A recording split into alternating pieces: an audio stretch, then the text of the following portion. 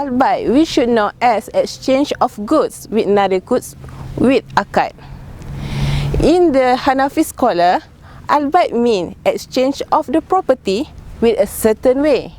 But in the Shafi'i scholar, Al-Bai means the transfer of ownership of property with another property, which the property can be dealt with the Sharia compliance. In Al-Bai, we need three things to make sure Al-Bai be done.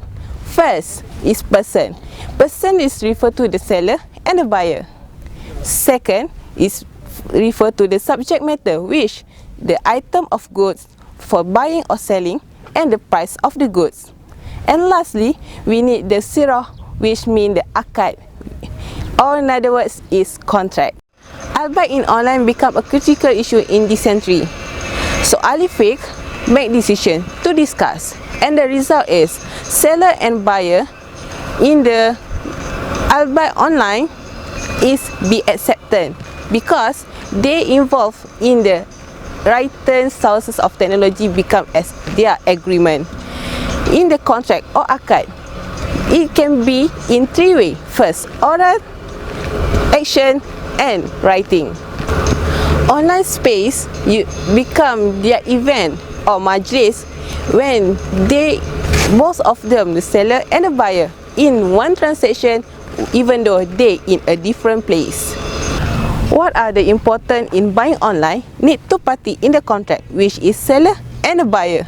Then they need to willing and agree on they want to do, even though they need to deal only the specific terms or the picture with fact.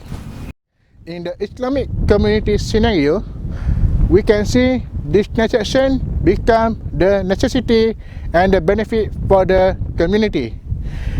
And in this situation, what is the deposit position, and can we proceed with it or not? Arifah, can you teach me how to pay the deposit? What do you want to buy? I want to book the hotel, but I need to pay the deposit first. Oh, does deposit legal in Sharia compliance? Hello guys, what are you guys doing? Oh hi, Saada wants to book a hotel but she need to pay deposit. We don't know if deposit is permissible in Sharia compliance. Why don't we ask someone wise about this? Jumhur ulama such as Maliki, Hanafi and Shafi'i, they say this transaction is invalid because there is a hadith that has prohibited on it, and it also has a uncertainty element on this transaction. But from Dr. Wahbah Zuhaili, in his book, he said this transaction is valid because it is required in Sharia. And he also said this hadith is invalid. And for the conclusion, the object that the seller use must be required by the Sharia, and it must have the duration of time to prevent it from the uncertainty element. There are so many cases of selling baby in online selling, such as there are poor family want to sell their babies to rich family, and there are some of the girls want to sell their newborns to care center and the family in needs. So the question here is the legal way of selling baby in online selling is valid, and to what extent is the guarantee of the dealing partner will have the abusive child? Human law cannot be solved because Islam does not approve of the slavery.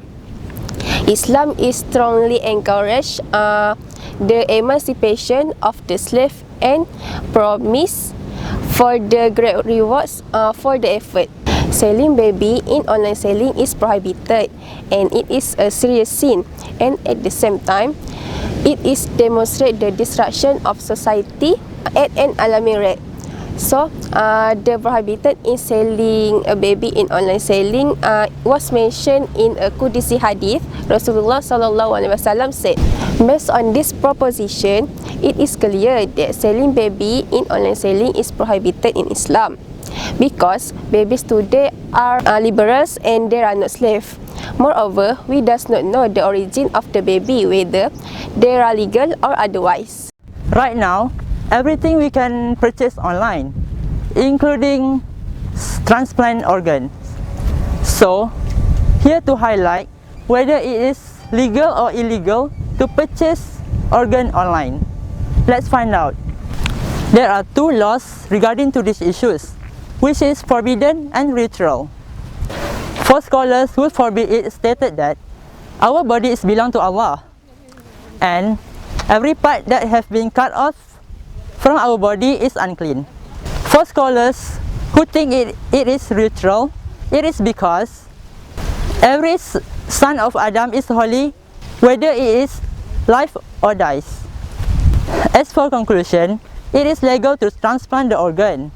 It is because for donor, but not to making profit out of it. Al Ijarah is lease contract that transfer ownership of an asset to another person for a specified period in exchange for specified considerations. Leases asset may be an asset existent had been at the time of entry into Ijarah contract, or an asset to be available at an agreed future date based on agreed specification. All is known as Ijarah Mausufah Zimmah. The component of Al Ijarah contract: first, contracting parties, the lessee and lessor. Second, ijab and kabul, the offer and acceptance. Third, asset and usufruct. And third, rental. There are two forms of permissible lease asset. First, intangible and tangible. Tangible asset is asset that exist in physical and have a value, while intangible is an asset that doesn't exist in physical but also have value. An asset and usufruct shall not be simultaneously leased in two or more Ijarah contract. The parties may mutually agree for rental to be paid by the lessee either by cash or in kind, in advance or in deferred, or by installment. Malaysia has been hit with a new service where a single man and a single woman can hire a boyfriend and a girlfriend at the most famous online website shopping. So, what is the status of the rental boyfriend and a girlfriend according to the Islamic law? The concept of boyfriend and a girlfriend rental is when someone is paying a man and a woman for being his or her boyfriend and a girlfriend for a certain time. In Islamic law, the boyfriend and girlfriend rental is clearly forbidden because the act will lead for a sinfully act. Islam forbids their followers to be freely intermingling between a man and a woman. It's become a serious matter when it relates with a ikhtilat. It will also lead for a defamation among the community, as we, a Malaysian, did not apply the Western culture in our daily life. So, Islamic law clearly forbids the rental boyfriend and girlfriend because this act was against the nature of Islam. Have you guys ever wondered that can we taking granted on rented goods by rent it to another person? So according to four scholars' opinion or Jumhur Ulama, the one who rented the goods and rents it to another person, the rental of the goods must be in a valid contract. However, according to Datuk Sri Dr. Zulkifli Muhammad Al-Bakri, the lessee must follow the contract that's set by the lessor, who is the owner of the goods. If the lessor forbid the lessee to rent his goods to the third party, then it is a sinful act to do so. The law of this act is neutral in Islam. If the owner did not state that the lessee cannot rent his goods to another party. In In a nutshell, I would not recommend renting a rented goods to another parties because it will affect the relationship between the owner and the lessee if something happens to the goods. Moreover, Islam also promotes loving each other despite of creating hates.